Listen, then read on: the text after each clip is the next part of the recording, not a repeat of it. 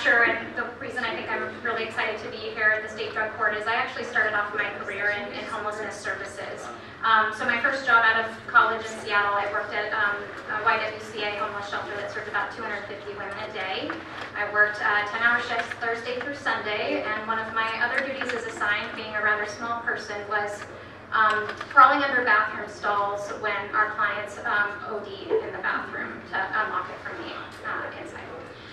So I worked there for a couple of years, and I think I easily learned more there in a few months than I did going to college or anything else that I'd done previously. And then following a couple of years there, I worked as a housing case manager in a permanent supportive housing program. And so this was housing, nonprofit housing, a housing first model, harm reduction. And one of the clients that I worked with, Seattle Municipal Court, had what was called the Co-Stars program at the time. So this was a drug court for high needs, high risk individuals, often with co-occurring disorders. So my role as a housing case manager was kind of working with their broader team to try to stabilize these clients in housing. And I just want to share the work that you guys do. I think is some of the hardest work that can be done. And it's extremely intensive. You guys are hearing really challenging stories from your clients, I'm sure, and there's no easy solutions anywhere. So in addition to just my kind of professional background working with chronically homeless persons with mental health issues and substance abuse and addiction, my personal background as well, this is something that I'm quite passionate about. My dad is a longtime alcoholic and substance user, and it kind of cultivated when I was in first grade. He was in a driving accident, DUI, and he hit a woman. She broke her back and miscarried her child. And he pays the interest on that case and will until he's dead. And that situation prompted him to give up custody to my stepdad. And that was the best thing that my biological dad could have done for me, because it gave me a different chance than what he was able to do. Unfortunately, my parents were able to work with my grandparents on that side of the family, and I was able to have relationships with all of them. And saw my dad throughout my life growing up, and he struggled, for many decades.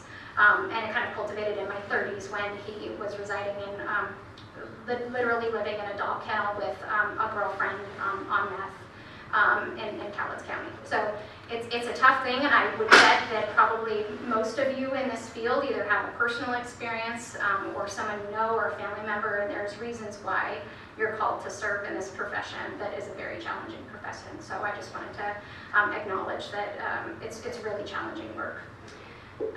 So Montana Housing, with the Department of Commerce, we administer all manner of federal programs for affordable housing and rental assistance. Here's the shocker. We have an affordable housing crisis in Montana. So how many of you are working with clients who are currently unhoused? Okay, totally not surprising. And when you guys are working with folks, is it required that you try to find them housing that's clean and sober or recovery housing, or is just the folks that you're working with, kind of any housing that you can get in to have them be stable is really where you're at right now?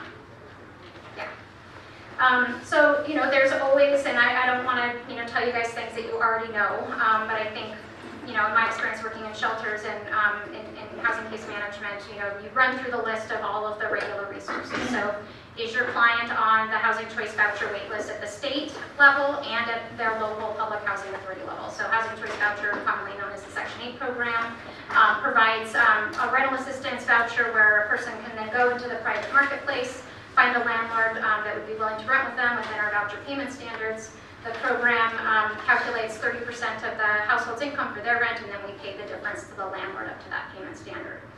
So the challenges with that program is the federal regulations set the voucher payment standard, and although it's called the fair market rent standard, it is very much below what is market rent in Montana right now. So we have a lot of clients where we issue the vouchers. They go and shop around for 90 days, 120 days, and can't find anybody, and probably your client base is going to be even more challenged if they've got criminal records or prior challenges with their rental history, don't have good references, that sort of thing. But I think still always best practice, get them on the state Section 8 list, get them on our local public housing authority wait list. Other programs and connections, there's the difference between subsidized housing and affordable housing. So subsidized housing, like that Section 8 model, the household's paying typically 30% of their adjusted monthly income for rent. So that's the subsidy directly to the household. So when you're working with someone thinking about what is their income level, do they need a subsidized housing situation, or do they just need an affordable rental unit? So we do both programs. We have subsidy programs, Section 8, there's project-based Section 8 units, there's project-based HUD-VASH units, so Veteran Affairs Supportive Housing, if you're working with a veteran.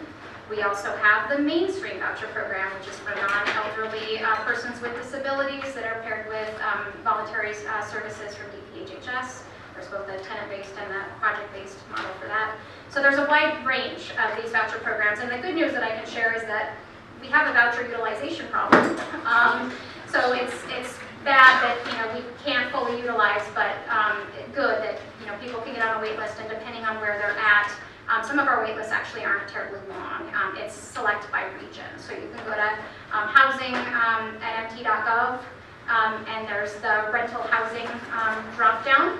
You can select Housing Choice Voucher Program, and you'll see where you can go and apply right online to a regional wait list of wherever your client wants to reside. So they'll need to keep their information active on that wait list. So particularly if they're unhoused, where are they getting their mail?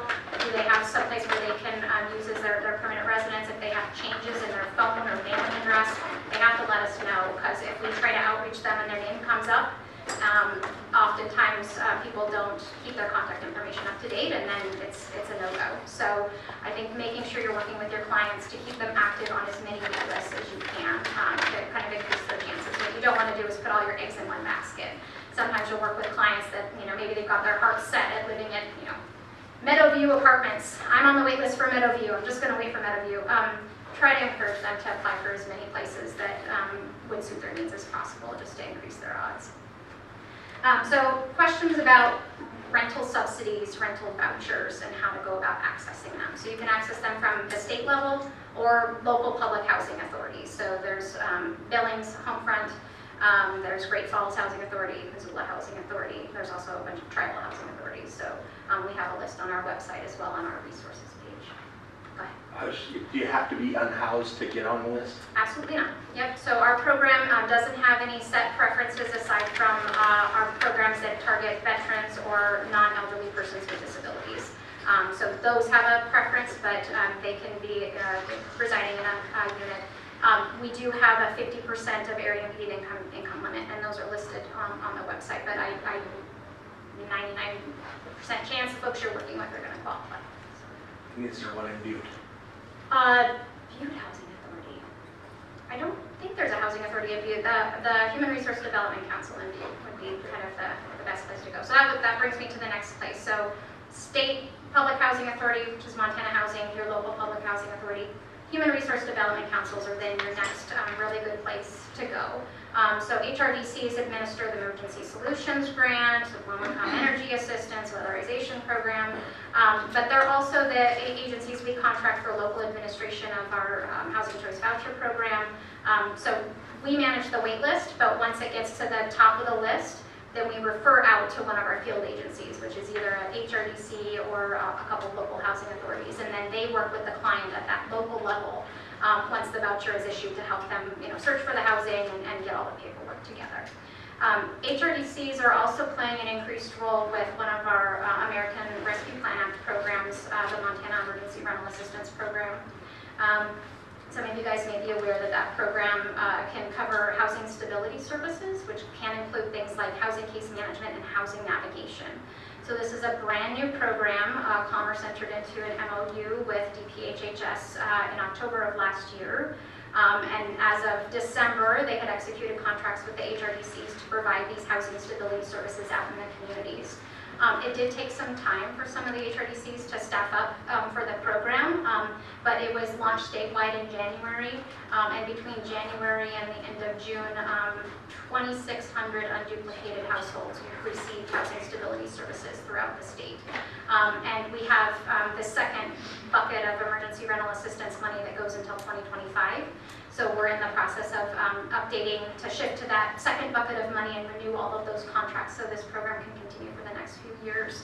I think it's a really important program to kind of demonstrate just the staggering need that there is for that type of housing navigation services, because otherwise it's left on you guys and it's left on probation officers. Everybody is trying to help their clients find housing, and it's a really specialized skill set to find housing, because it's not just about going to landlords and, hey, my clients, they've had a tough go, you know, don't you just bring to them out of the goodness of your heart. You know, you want to have a business conversation with a landlord, like, here's what I can do to make sure that they're going to be stable in their housing, and here's the services that we're providing, and here's the things that they've done in their life to kind of turn the tide around.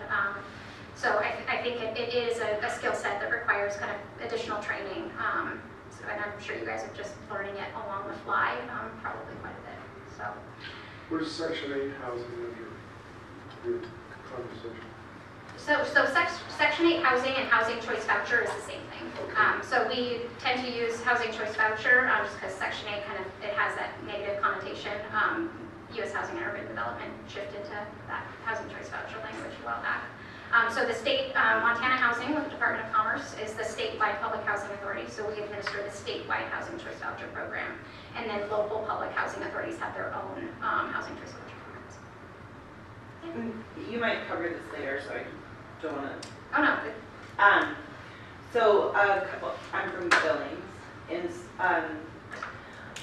the MERPA funds, are they covering like extended stay hotels? Because I know that's what some of that money is being used for. Is the MERPA funds covering sober living? Covering what? Sober living, like independent private owners. Yeah, so MIRA is the acronym, Montana Emergency Rental Assistance Program. I'm assuming that's the one you're referring to? Okay. Yeah. So the program can cover rent arrears, utility arrears, and internet going all the way back to April 1 of 2020. Households can receive up to 18 months assistance. We will go up to $2,200 a month in rent and up to $500 a month for utilities per eligible utility. So if a person has electric and propane, we can cover both. The program is covering hotel motel stays if they have an extended stay agreement of at least 30 days. There are a lot of challenges on hotel motel, and that's kind of a policy thing we've been talking about quite a bit, because what we're seeing is people can't find other permanent housing. So, you know, of course, a hotel motel is better than living in your car. And we're seeing folks that, you know, maybe are bringing their guests along with them, you know, partying a bit too much, trashing the place, and then they're not following the hotel rules. They're not covered under tenant-landlord law. And so the hotel manager asks them to leave. They go across the street to the other hotel and they say, hey, can you guys cover this hotel over here? And that's a place that we're kind of having that policy conversation of like, this doesn't feel like we're facilitating a good situation. But I think, yes, generally speaking, we will cover a hotel motel because we know that there's not a lot of other options. We're working right now with DPHHS to kind of make sure in those hotel motels clients that they're getting connected to housing stability services so they can develop a housing case plan and the other things to help them move along, so it's not just putting the band-aid of, well, you're in a hotel, good luck. My next, thank you for that. Yeah. The next kind of question, I guess,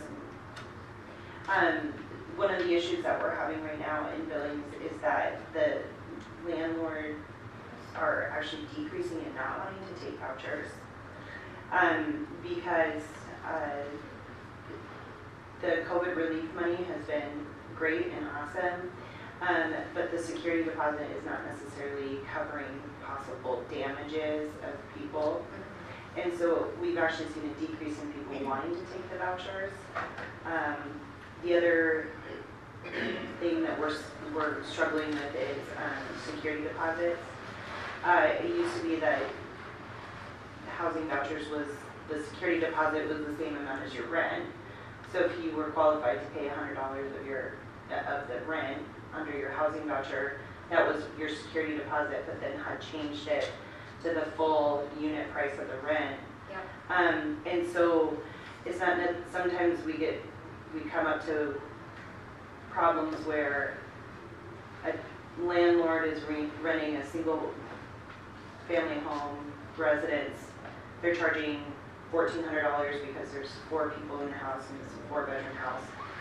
And that $1,400 is a lot of money to ask a single mother with 3 children or 4 children to come up with. And so some of our grants don't cover that security deposit. I think even Salvation Army is having a hard time in town covering a lot of that security deposit. So what would the solution be? What would you suggest? If they're eligible for Montana Emergency Rental Assistance Program, we can cover security deposit. So that's, again, a temporary solution. I think some of the HRDCs, depending on how they've structured their emergency solutions grant, can cover security deposit. I would have to double check. I think if you're on TANF, you could be potentially eligible for assistance through DPHHS. Okay. But yeah, it's kind of a hodgepodge. There's not a good solution. And I think the other thing you brought up was like a landlord mitigation fund for damages that are above and beyond security deposit. And we did have a mitigation fund that we were able to launch using CARES Act funds from the 2020 CARES Act, but that ended last December. So that's something programmatically I'd really like us to be able to do. We have a limited amount of admin funds with these federal resources, but that's definitely on my radar. We went to Johnson Road invited us to present at the annual Montana Landlord Association conference this summer, and that was definitely a big piece of feedback that they provided as well. So I think it's on the goal list, So but no solutions right now. So what would be like, I think then the next thing that comes up with a lot of the people that we end up working with is, you know, they reapply and so they have a voucher, they have 3 months to look. Mm-hmm. Then their 3 months are up, they're on all the available wait lists that can possibly be there. And they still continue to have to reapply and reapply and reapply to continue to look for these apartments.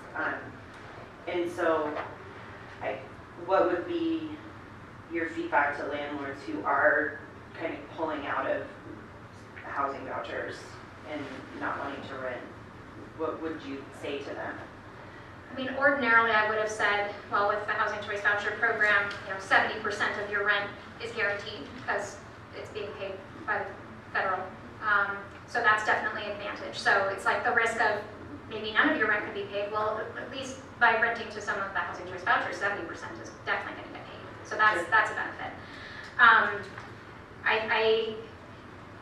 It's because the voucher payment standard is not keeping up, there's a lot less incentive for landlords. And so I think on every call that I'm on these days with U.S. Housing Urban Development, it's talking about how they calculate fair market rents for the voucher payment standards and how the methodology is not good. And HUD's admitted to that even in their own public notices.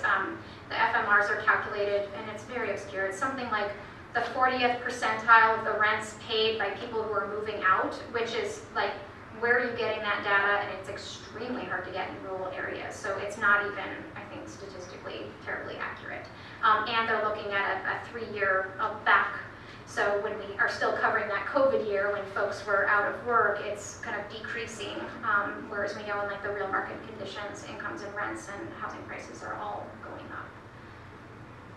So is there a specialist we can refer our participants to that would screen them to say, are you a veteran, are you disabled, are you, because one of our participants got the $2,200 a month and we're in the Flathead and they hooked up with somebody in Missoula, but we kind of scratched our head of where did this money come from? Yeah, so I think Human Resource Development Councils are probably the best place right now for that housing navigation, kind of doing that assessment.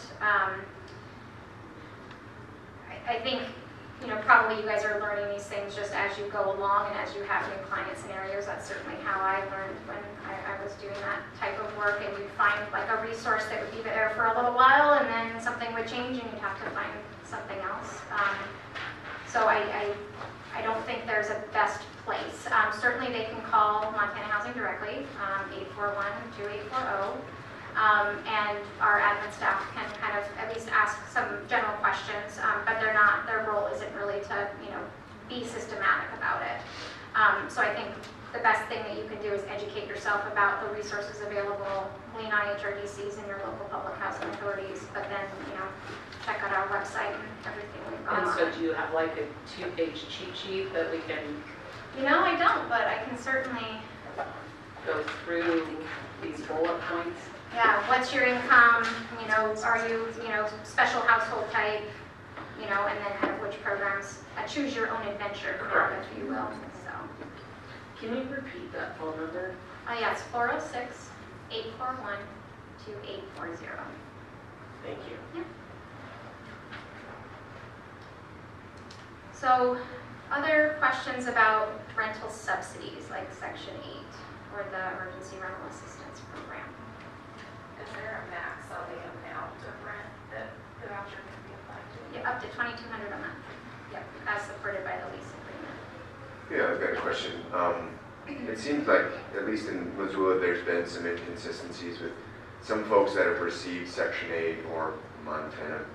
Yeah, housing choice voucher. Right. It's fine. And who hasn't, and I understand that HUD's requirement is not, allowing folks with, felony records to, receive some of those vouchers, but it seems that some have been able to kind of sneak through and receive that voucher, so it's just trying to seek clarity on what, the definition is and how some folks maybe with a felony record are able to achieve those while others aren't. So there are 2 HUD mandated restrictions. You guys might be aware of these: lifetime registered sex offender and conviction of methamphetamine production in a federally assisted housing development.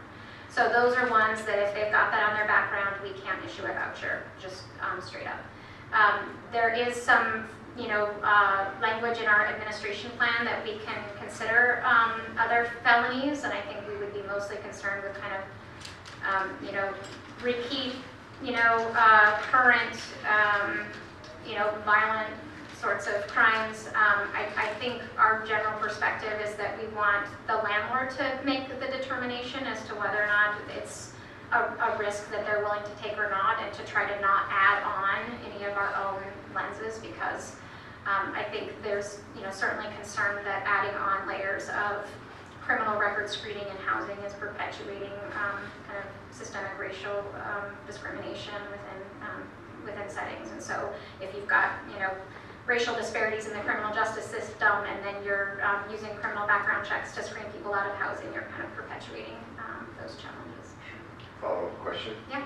So it sounds like what I'm hearing is maybe working with the landlord specifically to kind of talk about the challenges of the participant, and then, maybe getting a soft agreement to then bring to MHA or whomever to kind of facilitate that as mediary to get an acceptance for that voucher. Does that sound fair?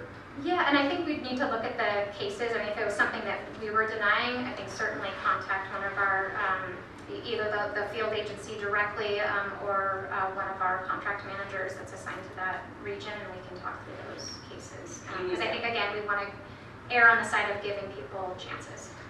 So you need to ask for a reasonable accommodation, which is, if there's a policy, then it has to be documented that you need to go away from the policy. So we've had moms who were in domestic violence situations while having substance use disorders, and they were evicted from their home with a housing choice voucher, and there's like a policy that says they can't have a voucher for like 3 years or some. It's quite a while. But in that time they've stabilized with our court. They're doing the things they need to do, and we've had to. I used to work for a section, so we've had to like start asking for reasonable accommodations, because having the substance use disorder qualifies as having a reasonable, like it's, Yeah, there just has to be a nexus between the disability and the accommodation being requested under section 504. So reasonable accommodation is specific if it's a person with a disability of which, having a substance abuse disorder can qualify.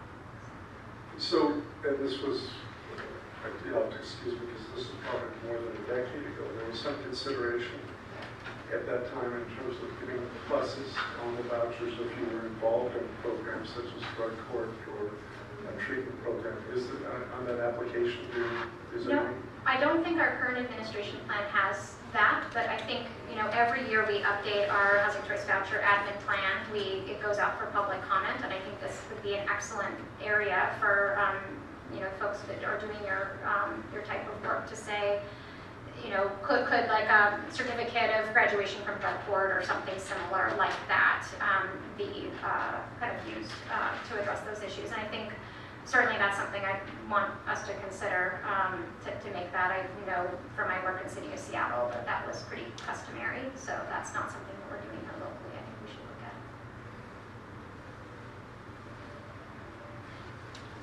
Okay.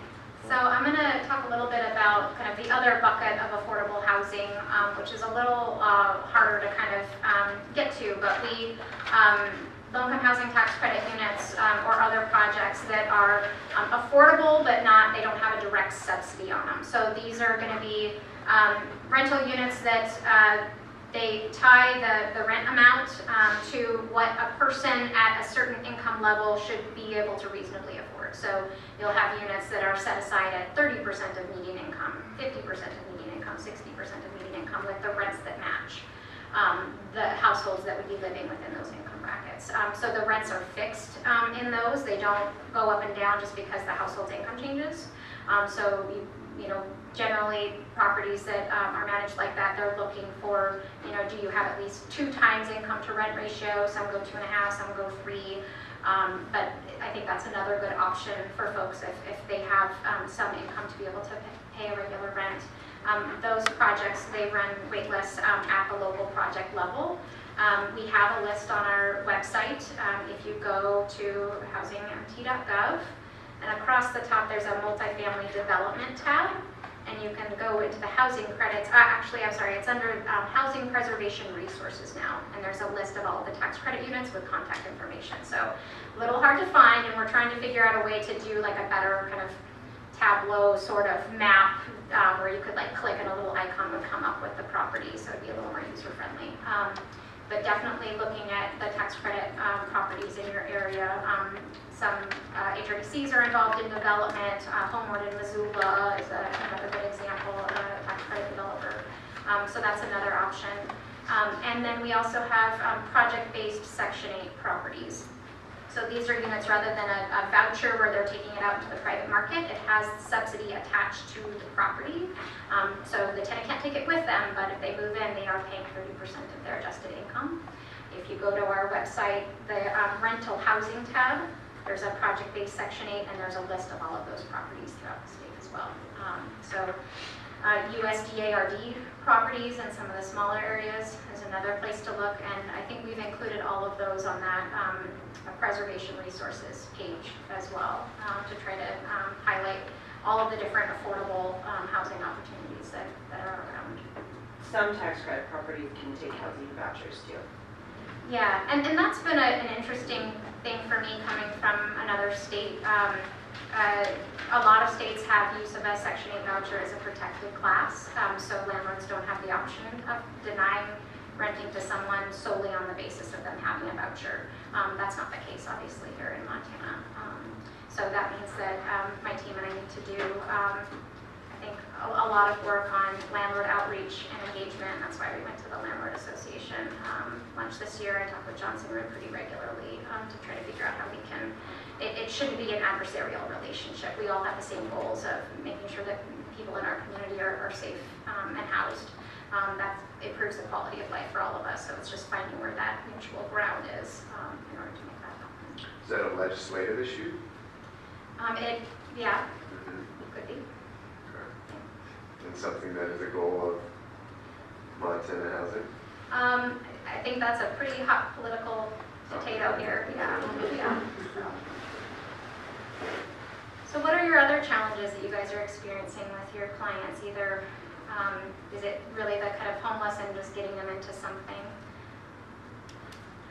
One of the things that, and this is more kind of selfish for me, but out of the American Rescue Plan Act bill, we received what's called additional home ARP money. So Home American Rescue Plan.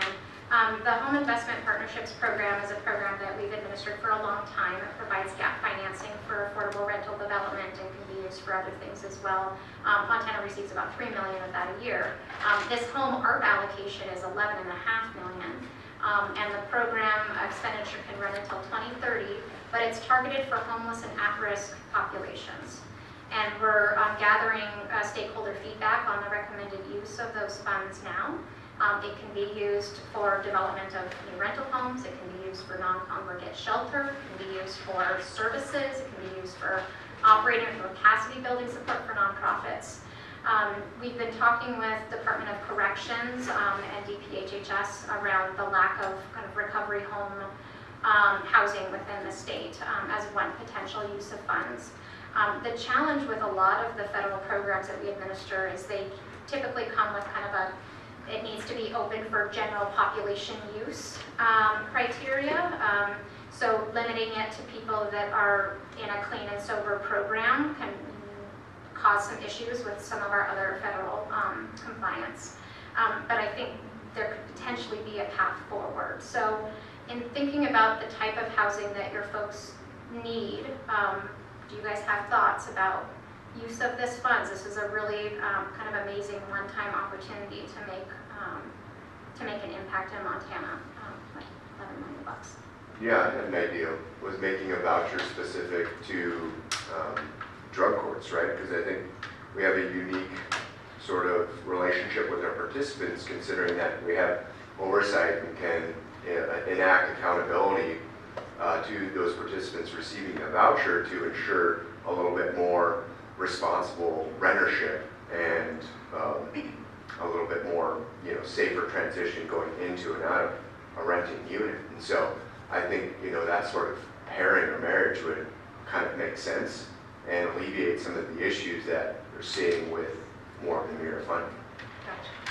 If I could follow up on that, there was a time that certain drug courts throughout the state did get recognized, like a drug court would get 2 or 3 Section 8 vouchers, and that's long since disappeared. But it's a really useful thing, and I think it's a useful thing in the standpoint that housing has changed nationally in terms of how they approach housing, because there used to be like Homeward Bound, and you could go to Homeward Bound and you would have to have some, it would be a large facility that the person would have to work get a job and do sober and do those things, and then they would get housing. Well, when it changed to the feds and we want to put people into housing right away, what you're doing by putting people in housing right away, they haven't worked on sobriety, they don't have a job, they don't have sustainability, and that's where I see the major portion of the problem with that is that they haven't put all the interim steps in. And so if you could give vouchers to a program like drug courts, several vouchers, you're obviously going to find more stability in terms of housing. Excellent. I think you bring up the concept of housing first, and Doug this morning was talking about harm reduction, and that's definitely been a major shift that I've seen over the last 15 years or so. When I started off in homelessness services, there was more the concept of, a continuum where, kind of shelter, transitional housing with kind of like setting certain expectations and then permanent housing, or kind of, treatment and then housing. And there was very much a de-emphasis of that model in favor of a housing first, low or no barrier model to housing and harm reduction. So a lot of the properties that I worked in for permanent supportive housing were housing first. There was, no screening aside from income eligibility and those 2, federal mandated rule outs. These were 24/7 front desk staffed. You're let in and out on a buzzer, and these sorts of properties can feel very institutional. And I think the affordable housing industry is trying to solve for the lack of drug and mental health treatment by going to this housing first model. But to me, there's some unintended consequences there. If you're building a 60, 70, 100 unit property and you're moving in 100 people that have been chronically homeless with co-occurring disorders, and they're all neighbors together, gee, I wonder how this is going to work out.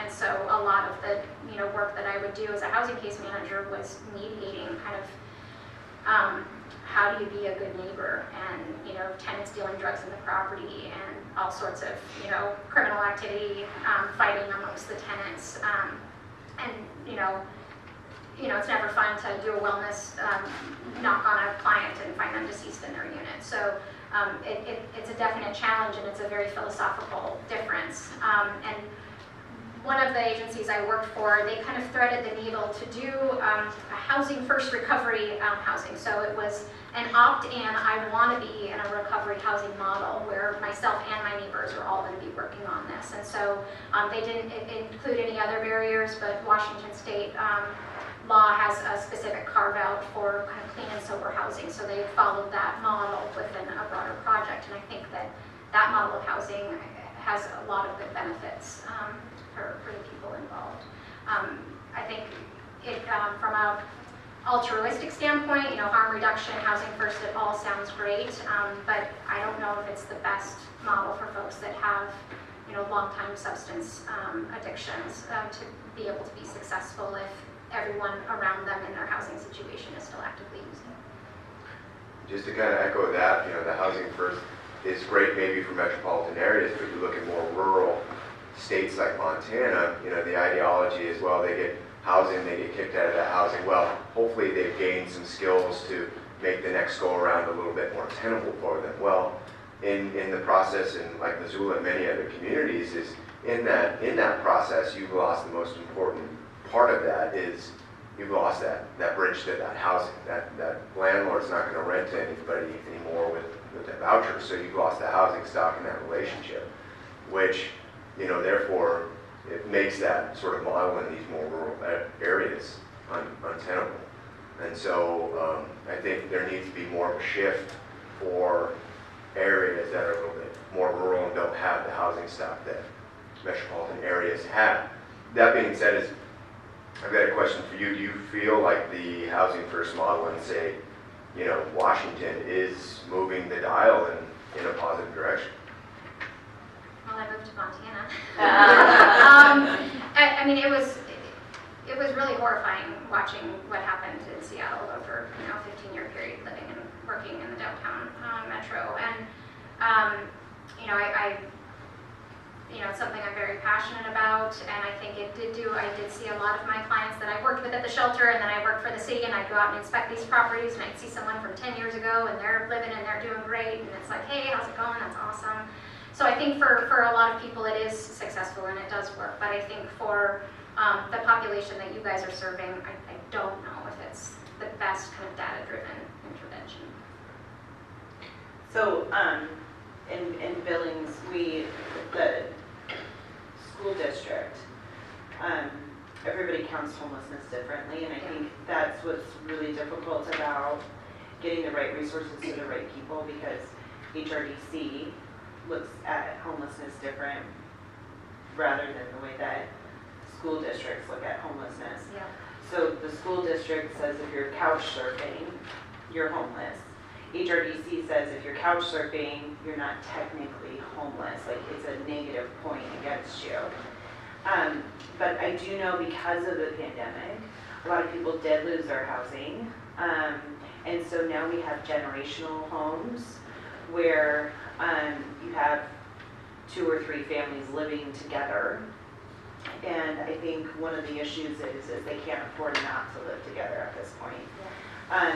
Because the unemployment rate is down, that doesn't mean that they have full-time work or that it's reliable work, right? So they're not collecting unemployment, but they're not in full-time meaningful work that they're able to maintain their home and their life.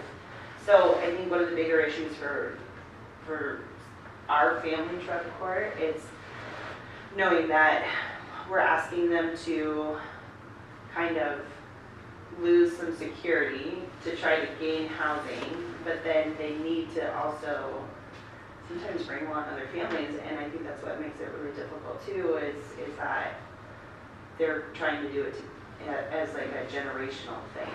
So can't leave grandma, Yeah. Can't leave the grandson, and they're kind of everywhere in between. So the occupancy just kills me to a bedroom unless it's an infant or a toddler. Yeah. Especially coming out of the pandemic.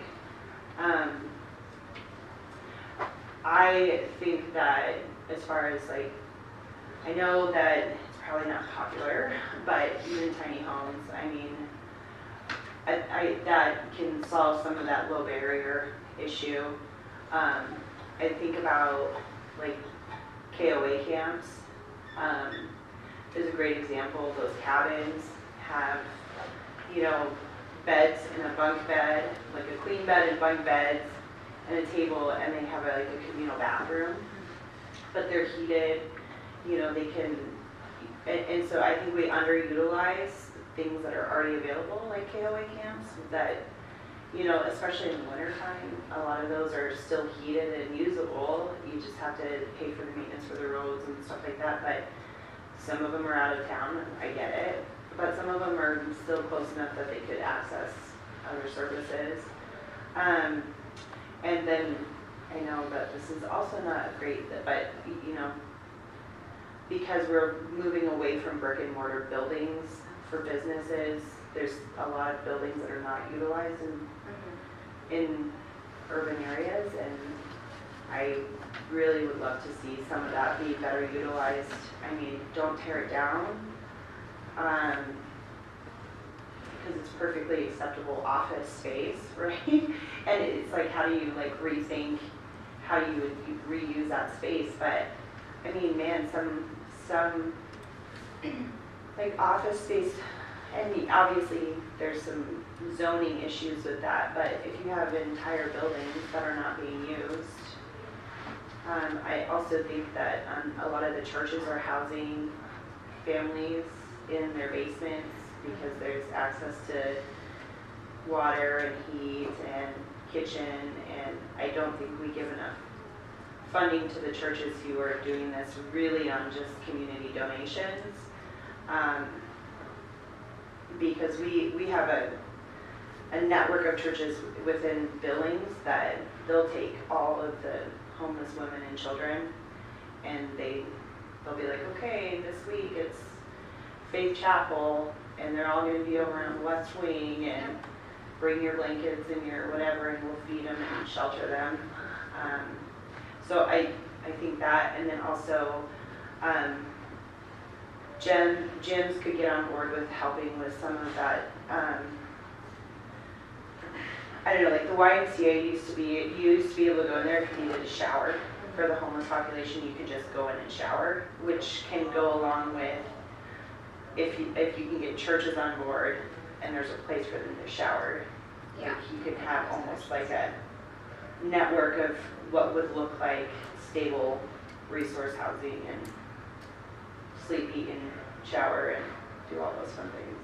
So we have something like that in Florida too, where there's an organization and they, for 1 week, they stay like at Carroll College in their empty dorms, and then they'll go to, whatever church.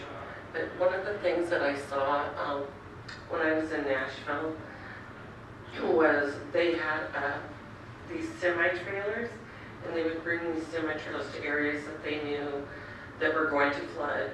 They knew they had a storm community, and they had like a little cot in it and like a little drawer, and then the next trailer would have like showers, washers, and dryers. So they could stay in that, and then they could wash their clothes. And I actually went down with my Uber driver, took me. But it was kind of a cool, I was like, that would be so cool. And he goes, I said, well, our problem is we have winter.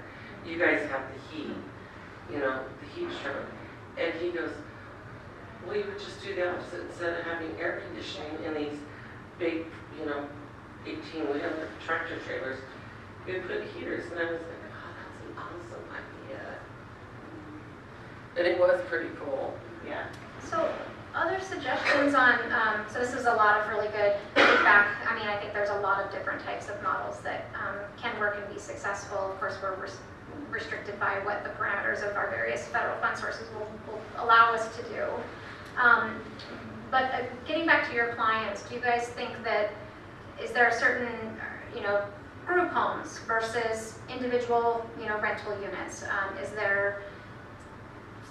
Do you guys see your clients being more successful in certain types of housing than others, I guess is the question. See it as across the board, group Yeah. homes and, single-family dwellings. I think that there's gaps in various levels of care at every level. So just increased housing stock at every level is kind of what I see. And I'll, just give you guys some to ground it in numbers. So the National Low Income Housing Coalition does housing needs by state that they update every year, so you can go to their website and check it out. For Montana, if we're talking about the housing gap that would be attainable to extremely low income renters, so 30% of median income and below, there's a shortage across the state of about 18,500 units that would be available. And that population, generally speaking, it's not that it's people that just aren't working. There's a lot of the people in that extremely low income bracket that are just very low wage workers, and then persons with disabilities and seniors on fixed incomes.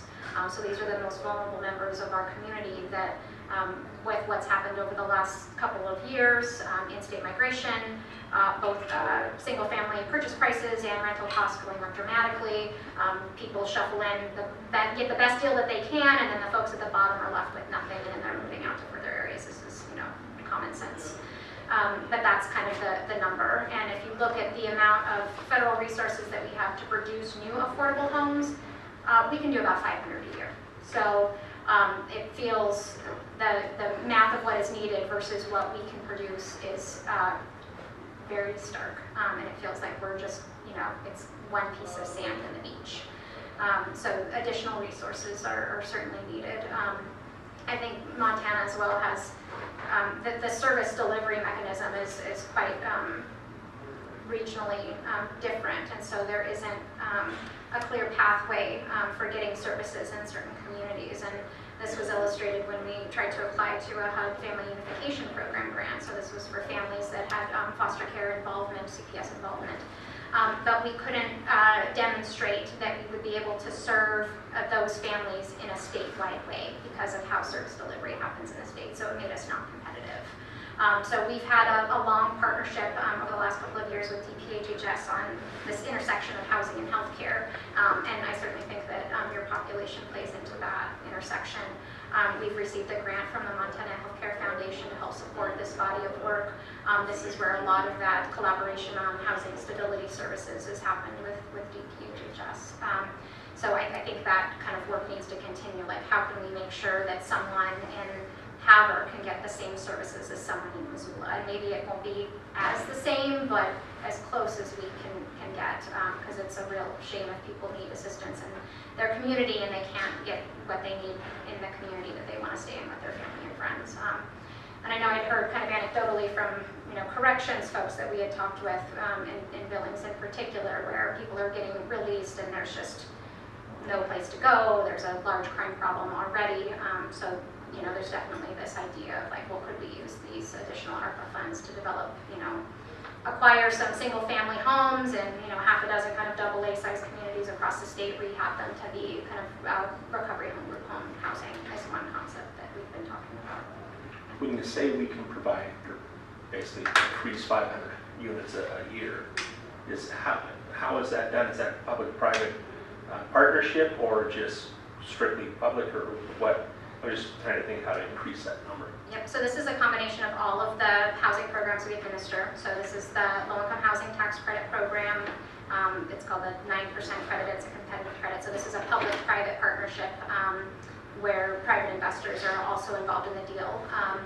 We also have another program, and I won't get into all the weeds, but it's a 4% credit program that can work better in larger communities to build larger size projects. So in Missoula, the Bellagio and Trinity projects are both 4 and 9% projects to do those kind of big projects.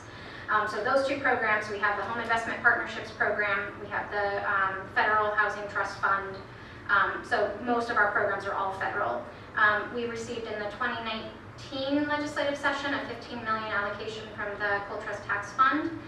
We obligated that $15 million for projects in 2 board meetings following that session, that level of need. So that money went out the door. We did a lot of preservation and rehab of USDA properties with that source.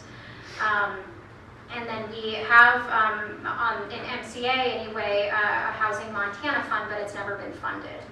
So we did some things with that, a couple decades ago, and we have kind of a small revolving loan fund. As we get payments in, we could do like small loans, but the balance of that is like $400,000 right now. So really it's all pretty much federal programs, so we don't have kind of a state contribution at the table for development of affordable housing, aside from that kind of one-time $15 million, and then an unfunded, essentially a housing trust fund.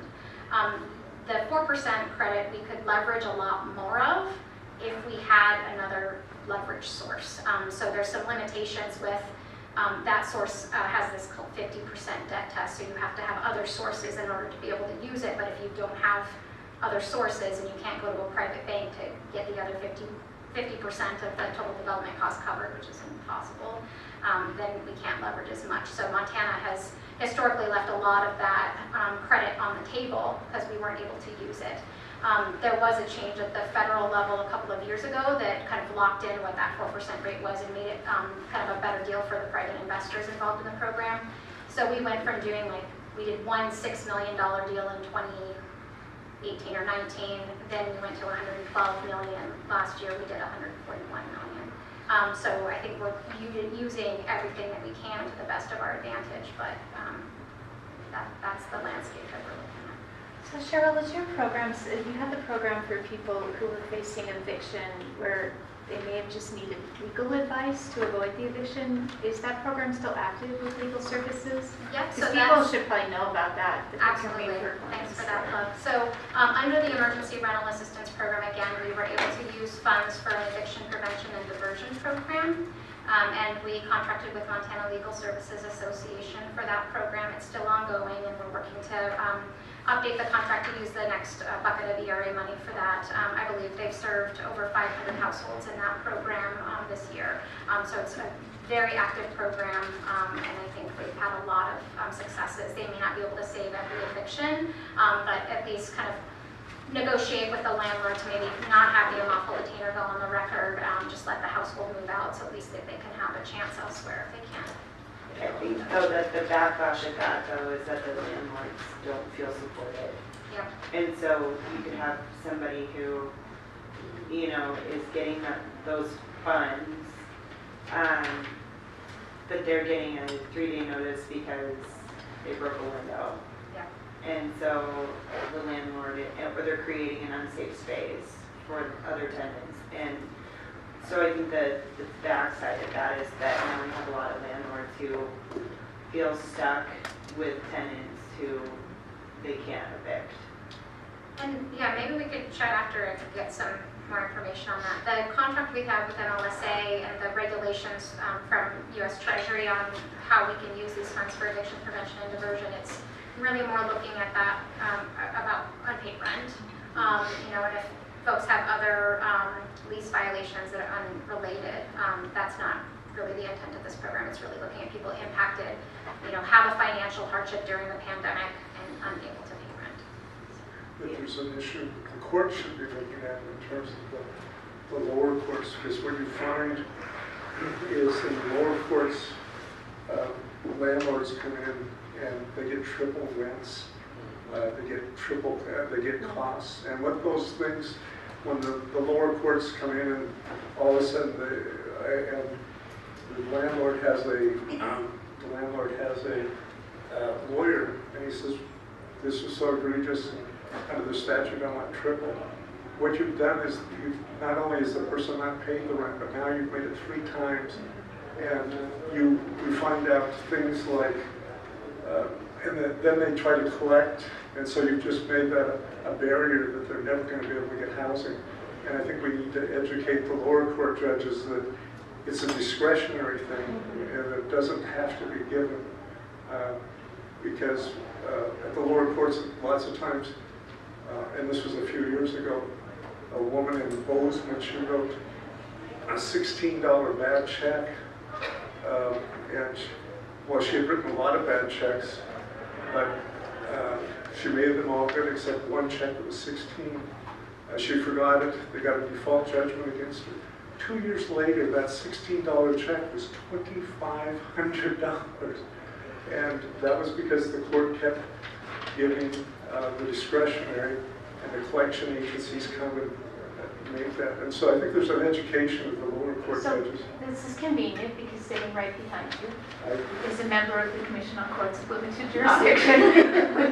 Charged with So I- official education. I didn't realize you were on that I commission. am, yeah. She's the district court judge. Is this discretionary, is that in statute, or? No, it's discretionary. Yeah, it's in statute, it's triple, but I mean, I think it's up one. to 3 times the rent, up to, that's what it says, up to 3 times. And I think And most under- times under lower what courts decide to grant circumstances? it because it's a default. And they never So show us that they the just get tenant. what's asked for because it's a default. So if the tenant doesn't show up, they could discretionarily just increase what they owe by 3 times? Yes, Or 10 times. plus attorney's fees and then the Yeah. interest starts. Oh my So, goodness. yeah, I'm glad. That's, Have you two met? We don't talk.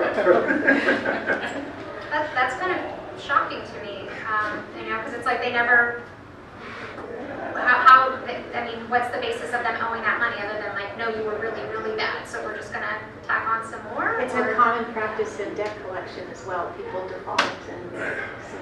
Yeah. It happens It- a lot. And I don't remember the statute, but if the same infraction which missed 2 months rent, then it's a continual deal. So you can get 3 times 1 month, 3 times the next. Well, I know, I mean, no one likes to not have their client be successful in housing, but sometimes it doesn't work out. And if you can be at the place of like, hey, let's negotiate a mutually agreed move out to avoid an unlawful detainer, that's always the client's benefit, so they can have a chance further down the road. It's particularly a problem if they're evicted from like a public housing authority, because then their ability to get future assistance from the public housing authorities, at the time limit on that. If they owe debt to another public housing authority, they have to pay it off before we can. Well, even just springs to mind in that eviction assistance, then you would have an attorney to avoid that triple, Yeah. sanctions and attorney's fees, just even if you could negotiate. Here's the, the judgment on the actual rent or something, but you avoid that default with all the consequences. Well, I know we're coming 3 o'clock. Is this till 3:15? I don't have I this. think it's till. Yeah. So I want to make sure, sorry I didn't have slide deck to go through, but I think I was able to at least cover information. But really I wanted it to be an opportunity if you guys have questions for me or suggestions or recommendations about where the issue isn't working. That's also a great opportunity for me to hear. I mean, I think with that 11.5 million, at least in our neck of the woods in the Flathead, it has to be a subsidy attached to property because everything's turning into an Airbnb and VRBO because they can earn $400 a night versus $400 a month. So there isn't that incentive for folks. So Yeah, and I think Airbnb data, let's see if I get the stat right. There were 7,600 VRBOs in Montana in 2020, and in 2022 there were 14,700. I think those are the right numbers. But and so we could probably assume that that's not all new development. That means that either homes for sale or rental, most likely long-term rentals, were pulled off the market and turned into VRBOs. So it is a real phenomenon. It's not just an anecdote. I still think you incentivize those churches. Yeah, I think I they- love ours. I've been in situations where like literally, it is 40 degrees right now, it's gonna be 28 tonight, she has nowhere to go with her kids. Well, I'll tell you, I worked as a property manager for a while with the Archdiocese Housing Authority in King County, Washington, and I managed properties for formerly homeless families with children. And I moved in a single mom with her baby on Christmas Eve one night, and boy, that was like best things you can ever do. So, I mean, so the work comes with those types of rewards as well, even if they're few and far between. You gotta celebrate those Yep. little successes. Comments, questions?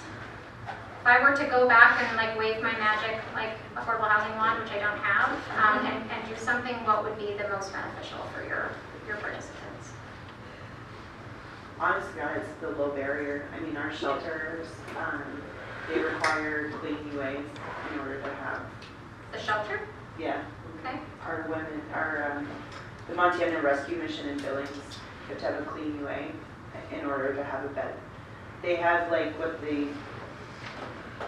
they have like a church common, like it's not like a church, but it's like a common room that they can check in at 10 o'clock at night and leave at 7 in the morning if they do not have a clean UA.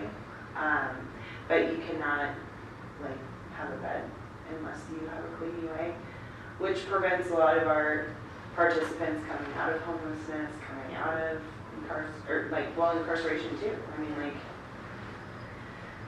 just because you're in jail doesn't mean you're clean. And so that becomes an issue because, you know, the judge, even in drug courts, will say, well, if we can't find you housing, then you go to the shelter. Well, you can't go to the shelter because you don't have it. And then we're playing this game of like, I'm calling the drug testing, and I'm like, okay, so if their levels are this high, if they stay clean for the next 24 hours, and they're like, yeah, maybe. So, Okay, so low barrier shelter options. Okay. yeah, yeah, and I agree though, like you run into the problem of people using with other neighborly people. But I think it's a little different than a shelter, just to access like basic, you know, a safe place to sleep and to go to the bathroom and take a shower is a different intervention than a permanent housing solution, which needs to be your kind of safety sanctuary where you can be stable. So, any other magic wand? Well, the suggestion on the vouchers, if I could come back to that, I think that you could say that you could partner with the courts and give vouchers to, so many vouchers to a program because of that. It would really, I think it'd be successful on a multitude of levels. I mean, because the drug court itself has ability to go out and help find that housing, whereas someone that's been on that list has a difficult time, but drug courts have relationships in communities and they're able to assist in that. I think you'd find a real success for that program. So Billings does have a preferential voucher for drug courts. They do. And you're one of the But few, they have to and be it's in probably a treatment, continuation they have to from, be in family treatment court. Okay, so it wouldn't work for single adults. No. Through the Well, I can housing talk authority with then, or Patty is that Webster through- about her program and kind of how that's going. Yeah, Patty only gets them from our court in Iqua Family Treatment Court. So, but I've seen people who've been like 1,500 on the wait list down to 200 because of the voucher. But it also means that Patty sits on our steering committees and that we have like ongoing relationships, you know, where she can come to the judge on a quarterly basis and say, like, we're having a lot of success with this, or we're having a lot of success with that. So Patty's been phenomenal, and she's like a cornerstone in our community for housing. So yeah, they do have them, but it's all about it goes relationships. to each community, and I think that yours has been around for quite some time. For a number of Yeah. years, it was done in a time period of when drug courts were first started. And so I think if you recognize that the Montana Drug Court program does a lot in terms of housing, and they just said that would be a good partnership. Well, would that be something when we are up for public comment on our admin plan? That's where there's kind of the opportunity to say, hey, this is what the public would like to see, or stakeholder groups. But I think getting something kind of official as far as like what the ask would be, as far as number of vouchers in which communities, and how that would work. We could do that through the advisory committee. Yeah, I like that. And for me, we're a family treatment court, and so CPS has a case plan of you have to have stable housing. I can get my clients into shelters. I can get men into a shelter. I can get women into a shelter. I can sometimes get women and children into a shelter with a clean UA and breathalyzers and all that. I cannot get men and children into Or any for place. single dads, okay. don't have it. Or a family. I can't, there's not a shelter for a family either. So, we get dinged all the time about include fathers, and we want to include fathers, and we can't include fathers. We can't give them their kids back. Okay. So I think that kind of feeds into like a non-congregate shelter option where instead of kind of a mats on the floor, you have like your own private family Right. space. Yeah. Because that's a better intervention. Yeah, there's one sober living in town that has of men and children. Oh, wow. One. Yeah. And even on some of our shelters where they do have family units, they require you to have your kids.